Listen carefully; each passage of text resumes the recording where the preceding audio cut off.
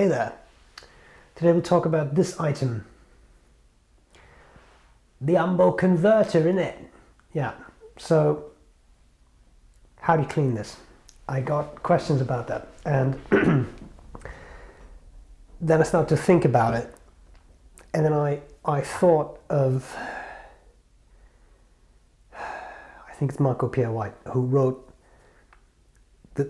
could be Gordon Ramsay, I think it was Michael Pierre White, the simplest things in the kitchen are the hardest, and the hardest things can be the simplest. Converter, simple aspect of a fountain pen. If you have a fountain pen and you're watching these videos, there's a really good chance you have at least one of these lying around. May not look exactly like this, but they all have approximately the same parts. How do you clean it? And then again, as I was thinking about it, I realized what a minefield that one question is, because there's so much to say about it. So I'm going to do my best, and I'm going to share over a decade of experience cleaning converters. Okay. Number one, when you get a new pen, clean it. If it is injection molded, there could be a compound in it that makes it easier to take the bits out of the mold. That can hamper ink flow. Sometimes there is machining oil residue because they have those machines and they have oil in them, and then they make this and there's oil in it. And if there's if there's oil on the inside, you can have issues, because that's going to hamper ink flow. And one of the giveaways of that I found is that when you have it in this position, and all the ink, when you open the barrel of the pen, is at the top and it doesn't go down. It gets stuck a little bit. That's a surface tension issue, and that can be caused by machine oil residue. So how do you clean it when you get it? I just leave it in the pen. I take a little cup. I put a couple drops. I don't count it. Could be 3 drops, could be 5, could be 2. A couple drops of dishwashing detergent, not soap. Dishwashing detergent, because it's a very good degreasing agent. Put that in some water. I don't know how much water. Can be this much, can be this much. Doesn't matter. Swirl around a bit. Put the pen in. Draw up that water. Expel it. Draw it up, expel it. Do that about 5 times. If you want to go crazy, do it 10 times. Do it 20 times. Do it 30 times. Doesn't matter. It's just a matter of getting that oil out. Then, be careful, because dishwashing detergent can act as a surfactant. And what that does is, when you ink up the pen and there's dishwashing detergent left in your converter, that ink is going to run out of your pen more or less like diarrhea. And it's not very pleasant. It's going to be flowing much too well, so you don't want that. So after I've done my trick, a little bit of dishwashing detergent and water, I then take clean water, dump the stuff, clean water, just normal water. Can it be distilled? Sure. Can it be boiled but cooled down? Sure. Can it be straight from the tap? Absolutely. You only live once. Have fun with it. Doesn't matter. Draw it up. Expel it. Do that 5 times, 10 times, 15 times, doesn't matter, until you don't see any bubbles in there, because as long as there are bubbles, there's a probability there is a bit of dishwashing detergent left. So get rid of that. And then you're set to go. But if you want to go a little crazy, you want to make absolutely sure everything is okay, take a paper towel, roll it up very, very, very tightly, and just slip it in that hole and kind of dry it out on the inside. You don't have to do that, but if you want to go a little crazy, do that. However, make sure that you use slightly tough paper, like paper towel. Don't use tissues that you would use, a Kleenex or something, because those are too fragile, and what happens then? They get wet and they fall apart, and then you have a little bit of paper in there, and you can't always remove that, so that's an issue. Okay, so that's where I start when I get a new pen, and the reason for that is, again, get rid of any residue that could negatively affect ink flow in your converter.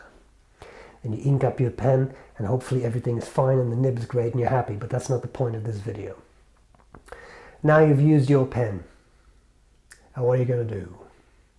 You ran out of ink. Now you have to clean your pen. Well, the simplest way to clean the converter is don't do anything, doesn't require any special tools. Leave it in the pen. Draw up water, expel it. Draw up water, expel it. This cleans nib, feed, converter. Sometimes, no matter what you do, inky water keeps coming out.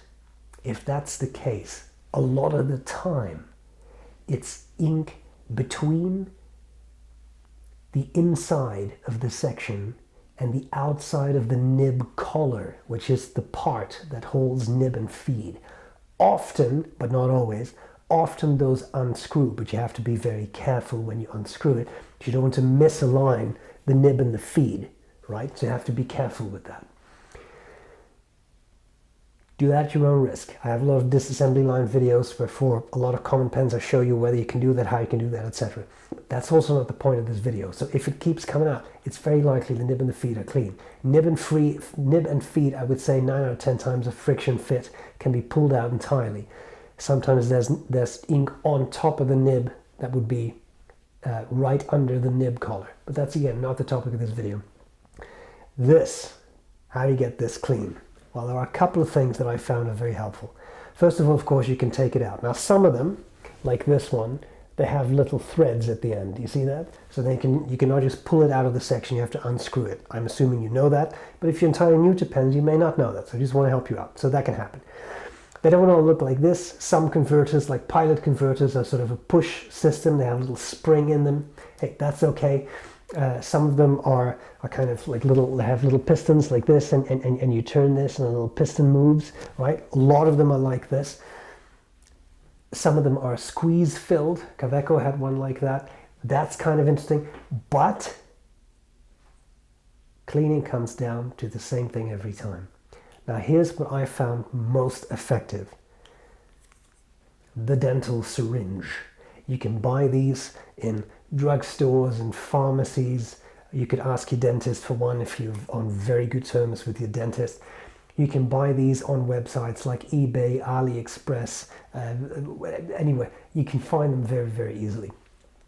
The advantage of a dental syringe is that there's no scary hypodermic needle. I would strongly urge you, if you're going to use real needles, get a blunt needle, which you use. We used to use those for EEG, like you kind of put them through an EEG cap and you kind of scratch someone's scalp a bit to increase the good conduction from electricity out of the head into EEG electrodes. In a nutshell, a little bit more to it than that, but there we go. Those are blunt needles. They're metal, but they're blunt, and you can unscrew them. A lure lock, you can unscrew them from your syringe. You can throw them out in a sharps container. You can put a new one. Those are blunt. I really wouldn't recommend using sharp ones because a hypodermic needle is incredibly sharp and you're going to stab yourself with it. At some point or another, you're going to stab yourself with it. With a bit of luck, there's ink in it and you give yourself a permanent tattoo. So I would not do that. This is beautiful because look, it's not sharp. That hurt, but that's my fault. It's not sharp. As you can see, I'm not bleeding out right now, right? So this is great. Plastic. And as you can see here, fits converters really, really well. And the beauty of this is you just fill this with water. Easiest not to sort of try, like put it in water and draw it up because it's a fairly small hole. It'll take forever. Instead, just pull out the plunger, fill this up under the tap, put your little finger there, put this under the tap, quickly put that plunger back in. Now you have a lot of water, put that in the converter, and you do that like this. You don't shove it in all the way, but you just do it a little bit, just a little bit. And then as you squirt this, like that, did you see the bubbling? That will just come out. So water will just squirt out. It'll go in, squirt out. Super fast. One syringe fill like this cleans most converters. If you've used a very, very saturated ink or, God forbid, shimmering ink, it may take a little longer, but you have done that yourself. Anyway, I feel quite strongly about that point, especially the shimmering ink. That works really well. Now here's a trick that it's not mine. I saw this for the first time years ago in a video from Brian Goulet. Sometimes this piston, it's a little hard to show you, I feel, but that piston, can you kind of see that? It's not a solid piece. It's a little hollow. The piston seal is a little hollow. Ink can get trapped there. With sucking up water, that can be hard to get out. With this, 99% of the time that comes out because of the force of the water jet, right? But what if you say, but I don't have this thing. I don't want to spend the 15 cents buying this because I just don't care. I just want to use this. Perfectly fine. Here's a little trick. Put water in this, okay? Up to about that far. You can do it all the way. You can put the piston all the way up if you like. That's just a waste of water. About this far is more than enough. Hold it like this. Shake it like that.